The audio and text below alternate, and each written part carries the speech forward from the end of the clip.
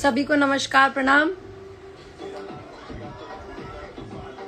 मैं लाइव आई हूँ आप लोगों को ये बताने के लिए, याद दिलाने के लिए, अगर आपको याद ना हो तो, कि 7 बजे से, आज 7 बजे से दंगल चैनल, भोजपुरी सिनेमा चैनल पर और दंगल प्ले ऐप पर आप लोग देख सकते हो Dangal play screen and stage award 2023।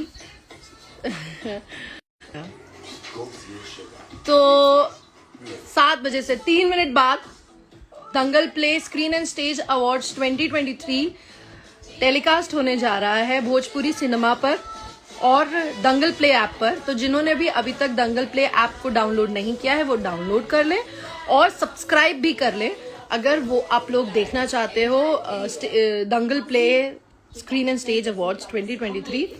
ये मेरा आप लोगों से रिक्वेस्ट है कि जाइए, देखिए, उसमें सारे स्टार्स की अमेजिंग परफॉर्मेंसेस हैं।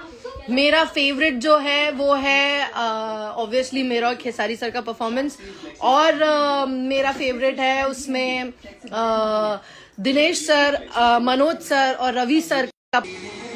सो मैं कह रही थी कि Dangal play screen and stage awards आप लोग जा करके देखिए, उसमें आप लोगों को बहुत ही अमेजिंग ट्रायो दिखेगा।